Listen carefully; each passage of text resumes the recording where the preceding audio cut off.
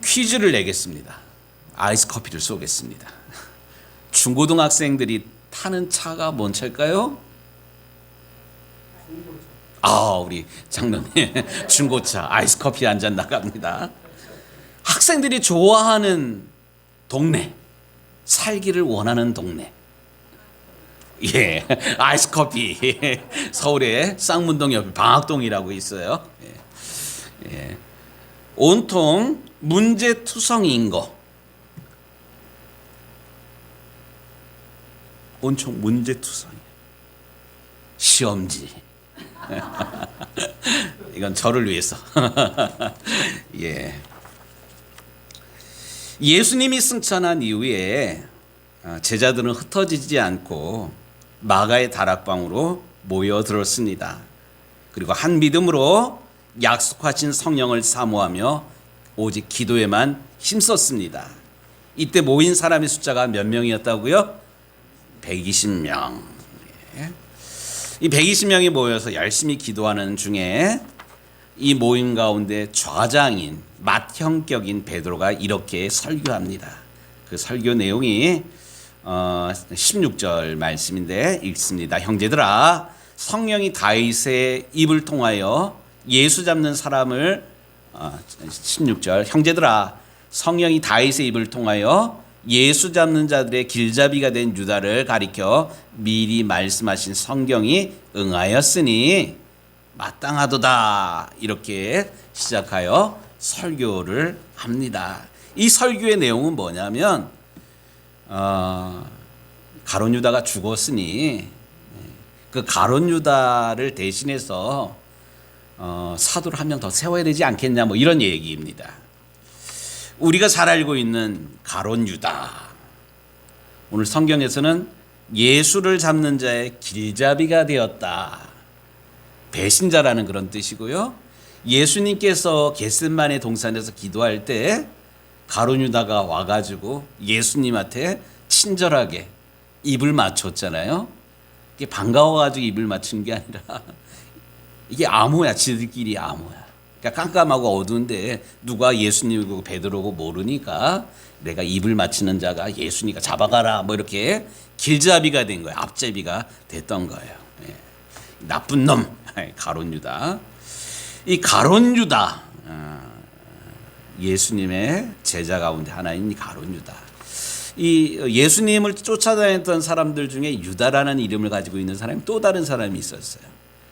지난주에 읽었던 13절 그 부분에 보면 그 예수님의 제자들의 명단 이름이 쭉 나오는데 마지막에 보면 야고보의 아들 유다가 다 거기 있어, 뭐 이런 얘기가 나오잖아요.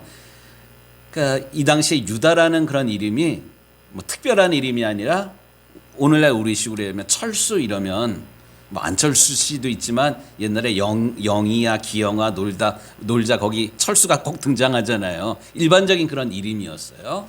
그래서 유다를, 이 가룟 유다를 다른 유다랑 구별하기 위해서 가론 유다라고 이 성경은 기록하고 있습니다. 이 가론 유다라는 그런 말의 뜻은 단도를 가슴에 품다, 뭐 이런 뜻이래요. 무슨 말인고 하니 이 당시에 이스라엘이 나라를 잃고 로마의 지배를 받고 있었어요. 로마의 지배를 받고 있었는데 이 로마를 몰아내고 유대 나라를 회복하자, 이런 의미로 과격하게 품에다가 칼을 품고 다녔던 그런 사람들이 있습니다. 열심당원들이라고 그러는데, 제가 80년대 이제 학교를 다녔어요. 80년대 학교 다닌 사람들 대부분 경험하지만 80년대는 데모들이 참 많았어요. 그런데 데모하는 사람들이 이렇게 뭐 똑같은 사람들이 아니라 데모하는 사람들도 이렇게 그룹이 있어요. 그러니까 학교마다 누가 총학생회를 이렇게 총학생회장이 되느냐에 따라서 이 운동의 색깔이 좀 달라요. 들어보셨나요? PD, NL 뭐 이런 얘기가 있어요. PD는 뭐냐면 People Democracy 이래가지고 노동자, 농민, 도시 빈민들, 이 사람들을 도와주는 뭐 이런 운동권이에요. NL이라는 또 PD 말고 NL이라는 그런 그룹이 있는데 이건 뭐냐면 N 그 내셔널 L 해방 뭐라 가지고 미국 이 그 어쨌든 제국주의로부터 나라를 구해야 된다. 그래서 이 NL 계열이 총학생회를 잡은 학교들은 구호가 뭐 미군 뭐 몰아내자 뭐 이런 얘기. 그다음에 뭐 통일. 예. 그래서 임수경 씨가 방북하고 뭐 임종석 씨가 총학생회장 되고 막 이랬을 때는 어쨌든 우리나라가 민주화되고 이러는데 우선의 과제가 뭐냐면 통일운동이야. 통일운동. 뭐 이래가지고 운동권들이 우리는 뭐 이놈들 공부하라고 보냈더니만 뭐 하는 거야 뭐 이러는데 어쨌든 운동권들도 이렇게 색깔이 있었습니다. 이런 것처럼 열심당원들은 그 로마로부터 나라를 되찾으려고 이 과격한 행동을 하고 무장 봉기도 하고 또 하는 편에서는 예수님이 우리가 기대하는 메시아라고 생각을 하고 예수님이 예루살렘에 올라가면 뭔가 새로운 일들이 이루어질 거라고 생각을 하고 예수님께 찾아온 사람들도 예수님의 제자 그룹 가운데 있었어요. 그 중에 하나가 가룟 유다라고 성경학자들은 이야기하기도 합니다. 하지만 예수님께서 예루살렘에 올라가 가지고 이렇게 보니까 우리가 생각했던 그분이 아니야. 이러니까 특별히 가룟 유다는 뭐가 빨랐냐면 셈이 빨랐어요. 계산이. 야, 제가 이제 지방 회계를 보고 있는데요. 저는 사실 셈이 이렇게 빠르지는 않아요. 그래서 뭐 회계 장부 정리하려면 아주 무척 머리가 아픈데 잃어버리지 않으려고 그때마다 이렇게 기록을 해놓는 그런 편인데, 근데 가룟 유다는 셈이 빨랐어요. 똑똑했어요. 그러니까 예수님이 그 선교 여행하면서 그 돈깨를 가룟 유다한테 맡겼잖아요. 가룟 유다가 어느 정도로 셈이 빨랐냐? 막달라 마리아가 예수님을 위해서 향유 옥합을 깨트리잖아요. 근데 이 향유 옥합의 값이 얼마냐면 300데나리온이래요. 한 데나리온은 노동자 한 사람의 품삯이에요. 그 300데나리온이라는 것은 이거 1년 연봉인 거야. 그 가룟 유다가 눈이 둥그렇게 뜨면서 아니 이렇게 많은 것을 팔아서 가난한 자들에게 주지 이것을 허비한다고 이런 이야기를 할 정도로 이 가룟 유다는 셈이 빨랐습니다. 그런데 이 가룟 유다가 이제 예수님을 배반을 하게 되고 결국 예수님을 은 30에 로마 군인들에게 유대 지도자들에게 팝니다. 은 30이면 얼마냐? 가축 한 마리 파는 값이에요. 가축이랑 또 동일하게 취급당하는 사람들이 있었는데 그 사람이 누구냐면 노예 한 사람의 몸값이 30, 은 30. 그러니까 우리식으로 얘기하면 죄송합니다. 제가 천목회 할 때 강아지를 길렀다 그랬지 않습니까? 건축 헌금을 하는데 어느 날 우리 재정 집사님한테 교회에서 기르던 진순이 걔를 팔아달라고 했는데 봉투가 이렇게 올랐는데 진순이 이래가지고 30만 원이 올라갔어요. 그 당시에 진돗개를 누가 어쨌든 교회에서 판다 그러니까 샀어요. 30만 원에 진순이를 팔아서 저쪽 천목회직 교회 부지 사는데 헌금을 했어. 진순이가 30만 원어치 헌금을 하는 거예요. 이런 개념이에요. 짐승 하나, 가축 하나를 은 30에 이런 것들에 셈이 빨랐던 가룟 유다가 발빠르게 움직였습니다. 그런데 예수님을 판 그 값으로 이 밭을 샀는데 나중에 이 가룟 유다가 짧은 순간에 이런 일들이 막 벌어집니다. 가룟 유다가 나중에 뉘우치고 죄책감에 그 밭에 위에 나무에다 목을 매달아서 죽게 됩니다. 그런데 그 목 매달랐던 그 밧줄이 끊어졌는지 땅에 떨어져 가지고 창자가 터져 가지고 죽게 돼요. 오늘 이 성경은 이것을 뭐라고 얘기를 하냐면 그 밭의 이름을 아겔다마라 유대인들이 이해하기 쉬운 말로 피밭이라고 이렇게 불려졌다라고 오늘 성경은 구체적으로 이야기하고 있습니다. 저는 여기서 중요한 것 하나를 좀 우리 성도들이랑 좀 생각해 보고자 합니다. 지금 가룟 유다의 죽음을 이야기하면서 가룟 유다 대신에 또 다른 사람을 뽑아야 하지 않겠습니까? 라고 이야기한 사람이 누구예요? 베드로 사도예요. 그런데 가만히 보면 베드로 사도도 가룟 유다에 비해서 별반 다를 게 없어. 동일하게 예수님을 모른다고 3번씩이나 부인했던, 특별히 예수님이 경고하였음에도 불구하고 3번째 경고할 때는 침을 뱉으면서 모른다고 저주하면서 예수님을 부인했어요. 베드로도 예수님을 부인한 사람이고 가룟 유다도 예수님을 부인한 사람이에요. 똑같은 사람이에요.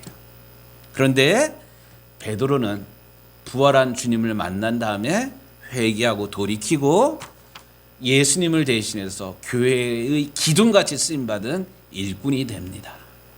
근데 예수님을 팔아먹은 나쁜 놈이에요, 사실. 가룟 유다는 회개하지 않고 죄책감에 자살을 해버려요. 여기서 중요한 영적인 의미가 있습니다. 사실 우리 모두가 완벽한 사람은 없어요. 신앙생활하면서 우리 하나님만을 사랑하며 하나님이면 충분합니다라고 이야기를 한다고 그러면서 실제적으로는 우리 돈 떨어지면 불안하고 뭐 그런 거 있잖아요. 하나님 한 분이면 충분하다고 그러는데 하나님보다는 사람들 눈을 의식할 때가 더 있잖아요. 사실 우리들 연약해요. 그럼에도 불구하고 우리 주님께서는 우리를 죄인이라고 낙인 찍지 아니하시고 우리가 회개하고 돌이키면 베드로처럼 사용하신다는 사실입니다. 베드로랑 가룟 유다랑 동일하게 배신자였지만 한 사람은 회개하고 하나님께 크게 쓰임 받았지만 이 가룟 유다는 결국 회개하지 않았기 때문에 저주스럽게 그의 인생이 끝나게 됩니다. 아무쪼록 베드로랑 이 가룟 유다의 모습을 보면서 때로는 우리가 넘어지기도 하고 때로는 믿음이 없는 것 같다 할지라도 가룟 유다처럼 돌이키지 못할 일들을 하는 것이 아니라 베드로처럼 우리의 약함을 주님 앞에 내려놓고 회개하고 거듭나서 우리 하나님 나라를 위해서 온전히 쓰임받는 저와 우리 유정교회 모든 성도들이 되시기를 우리 주님의 이름으로 축복합니다. 이렇게 베드로가 일어나서 설교한 다음에 같이 모여있는 사람들이 공감을 해서 또 다른 12번째 제자를 뽑으려고 합니다. 세상에는 많은 상징물들이 있어요. 이게 뭐예요? 엄지손가락이잖아요. 엄지손가락 이러면 여러분들 뭐 생각해요? 으뜸, 지장. 이게 좋아요. 중요한 거예요. 지장도 찍고. 으뜸, 뭐 리더, 제일 뭐 이런 뜻을 말하잖아요. 뭐 엄지가 뭔데? 상징이에요. 우리가 공감하는 그런 상징입니다. 그러면 이건 뭐예요? 애기 손가락. 네. 이건 어떤 의미가 있는 것 같아요? 약하다, 또 약속, 뭐 애인, 뭐 이런 뜻도 있잖아요. 예. 이 공감을 하잖아요. 손가락인데 그게 뭐야? 이 상징이에요. 숫자도 마찬가지입니다. 3 이러면 어떻습니까? 3, 3번 뭐 이런 얘기 하잖아요. 예. 넉넉하다, 완전하다 뭐 이런 뜻입니다. 제가 어릴 때 저희 어머니가 저는 잘 기억이 안 나는데 이건 기억이 나요. 우리 막내 동생 키울 때는 살림이 펴져가지고 뭐 분유도 먹고 뭐 이랬던 것 같아요. 여러분들 동생 분유 이렇게 뺏어 먹어봤어요? 무척 맛있어요. 그런데 저희 엄마가 그랬던 것 같아요. 원기소라고 들어보셨나요? 원기소를 꼭 우리한테 주면서 3알씩 이렇게 주시더라고요. 그러면서 뭐라 그랬냐? 성부, 성자, 성령이야. 기도하고 먹어. 그래서 저는 3 잃어보면 성부, 성자, 성령 이게 기억이 납니다. 어쨌든 3이라는 숫자가 이렇습니다. 그럼 4라는 숫자는 뭘까요? 동서남북 뭐 이런 숫자예요. 3이라는 숫자가 하늘의 숫자, 완전한 숫자라면 4라는 숫자는 땅의 숫자. 그런 의미입니다. 동서남북, 봄, 여름, 가을, 겨울 뭐 이런 개념. 그래서 하늘의 숫자 3과 땅의 숫자 4를 더하면 뭐가 돼요? 7. 7을 뭐라 그래요? 럭키 세븐이라고 그러잖아요. 행운의 숫자라고 이야기를 합니다. 3 곱하기 4는 뭘까요? 12. 성경에서는 이 12를 완벽한 숫자. 그래서 12지파, 12제자. 또 우리에게도 1년이 몇 달이에요? 12달. 이게 어쨌든 완벽하다 이런 개념을 가지고 있습니다. 그래서 가룟 유다가 빠진 그 자리를 완벽하지를 않아. 그러니까 누군가 대신해서 가룟 유다의 자리, 빠진 제자의 자리를 채우려고 이 베드로가 이렇게 설교를 합니다. 그런데 아무나 세우는 게 아니라 기준이 있어요. 오늘 말씀해 보니까 21절에 이러함으로 요한의 세례로부터 우리 가운데서 올려져 가신 날까지, 올려져 가신 날 누구 말씀하시는 거예요? 예수님께서 요한으로부터 세례받은 때부터 승천하신 날까지 주 예수께서 우리 가운데 출입하실 때 항상 우리와 함께 다녔던 사람 중에 또 하나를 세워 우리와 더불어 예수께서 부활하심을 증언할 사람이 되게 하여야 하리라. 제자를 세우는 목적이 뭐예요? 부활하심을 증언할 사람으로 세우는데 그 자격이 뭐냐? 눈으로 직접 예수님을 만나고 목격하였고 사랑을 체험한 사람을 세워야겠다. 이런 이야기를 합니다. 사실 어느 모임이나 사람을 세우기가 정말로 어렵습니다. 그래서 인사는 만사다. 뭐 이런 얘기를 하지 않습니까? 그런데 사람 세우는 게 어렵지만 기준이 명확하면 의외로 또 이 문제가 풀립니다. 지금 교회 공동체가 일꾼을 세우는 겁니다. 인기 투표하는 것 아니고요. 사회에서 명망 있는 사람을 세우는 것 아닙니다. 지난주에도 얘기를 했지만 교회는 무엇입니까? 에클레시아. 하나님으로부터 부름받은 은혜의 복음을 증거하도록 부름받은 사람들이 모인 공동체가 바로 교회입니다. 이런 정체성, 누가 뭐래도 정체성이 분명하면 어떤 난관과 어떤 어려움들도 헤쳐나가게 됩니다. 그리고 제 역할을 감당할 수가 있습니다. 우리 성도님들께 한번 여쭈겠습니다. 여러분은 누구입니까? 나는 누구입니까? 나는 누구입니까? 나는 구원받은 하나님의 백성이라고 정말로 여러분들 고백하고 있습니까? 나는 세상에 속해 있습니까? 하나님께 속해 있습니까? 나는 누구이며 어디에 속해 있느냐? 또 무엇을 위해서 부름받았느냐? 이런 분명한 영적인 정체성을 잃어버리지 않는 우리가 되기를 주의 이름으로 축복합니다. 이 정체성을 잃어버리면 세상 사람들 동네에 가면 동네 사람이 되고 친구들 모임 가운데 가면 같이 위하여 뭐 이러고 교회 와가지고도 하나님의 방법이 아니라 세상에서 하던 방법, 세상에서 일하는 방법이 뭐예요? 돈으로 일하잖아요. 목소리 큰 사람 뜻대로 하잖아요. 근데 교회는 그런 모임이 아니거든요. 누가 뭐래도 우리는 구원받은 하나님으로부터 부름받은 은혜의 복음을 증거하도록 부름받은 하나님의 사람이라는 사실 우리가 잊지 않게 되기를 바랍니다. 이렇게 해서 일꾼을 뽑는데 오늘 가룟 유다를 대신해서 12번째 제자로 뽑으려고 그러는 후보가 2명이에요. 그 후보가 누굴까요? 23절 중반절에 보니까 그들이 두 사람을 세우니 하나는 바사바라고도 하고 별명은 유스도라고 하는 요셉이요. 하나는 마띠아라. 그러니까 요셉이랑 마띠아예요. 근데 이 요셉의 별명이 둘이네요. 바사바라는 그런 별명도 있고 유스도라는 그런 별명도 있습니다. 우리 문영환 권사님 학교 다닐 때 별명 있었어요? 그래요? 우리 박정선 권사님 학교 다닐 때 별명 있었어요? 별명이 있는 사람이랑 별명이 있었던 사람 한번 손 들어보세요. 별명이 있는 사람은 인기 있는 사람이에요. 아, 진짜로? 별명이 없는 사람은 이렇게 뭐 크게 두각이 안 나타나는 그런 사람이에요. 애들이 막 놀리고 이러는 게 미워서 놀리는 게 아니라 어쨌든 그 사람이랑 이 관계를 맺기 위해서 뭐 별명 부르고 놀리고 뭐 이러는 거거든요. 근데 오늘 이제 요셉이라는 사람이랑 마띠아라는 그런 사람을 보면 이 바사바 이 이름의 뜻이 이 별명의 뜻이 뭐냐면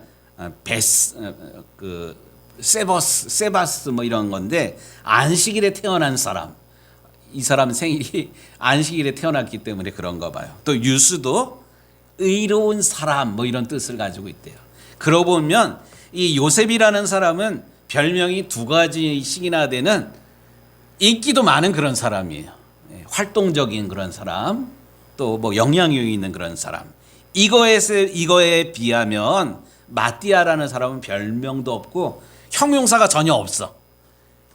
만약에 인기 투표를 했더라면 누가 12번째 제자가 돼야 됩니까? 요셉. 유스도라고 하고 또 바사바라고 하는 요셉이 당연하게 인기 투표로 했더라면 12번째 제자가 됐어야 돼요. 그런데 이 사람들은 투표를 하지를 않았어요. 오히려 대신 기도했습니다. 여기서 중요한 영적인 의미가 또 있습니다. 그게 뭐냐면 교회는 민주적으로 운영되어야 되지만 교회의 운영 방법이 민주적인 게 다는 아닙니다. 민주라는 게 뭔 말입니까? 백성이 주인 되는 뭐 이런 개념이잖아요. 이게 자칫 하나님보다 앞서가면 이게 또 죄가 됩니다. 교회는 그렇기 때문에 하나님의 뜻을 먼저 물어야 돼요. 하나님께서 무엇을 기뻐하시나, 하나님께서 무엇을 원하시나, 그리고 그것을 묻고 마지막으로 결정하는 그런 방법에 기도하고 투표하는 겁니다. 투표가 목적은 아니에요. 교회는 민주주의적인 게 아니라 신본주의라는 것 여러분들 기억하셔야만 합니다. 그러면서 이 사람들이 기도하고 제비를 뽑습니다. 이 사람들이 기도한 기도의 내용 보겠습니다. 24절에 그들이 기도하여 이르되 무사람의 마음을 아시는 주여 이 두 사람 중에 누가 주님께 택하신 바 되어 봉사와 및 사도의 직무를 대실할 자인지를 보이시옵소서. 기도하고 뽑았다는 겁니다. 잠언에 있는 말씀처럼 사람이 제비를 뽑으나 모든 일을 작정하시는 이는 여호와이시니라. 우리가 방법적으로 제비를 뽑지만 이 제비를 뽑아 세우는 분은 누구라는 거예요? 하나님이라는 거예요. 여기 전제가 기도하면서 진행했다는 사실입니다. 각 단체마다 심각한 고민이 있어요.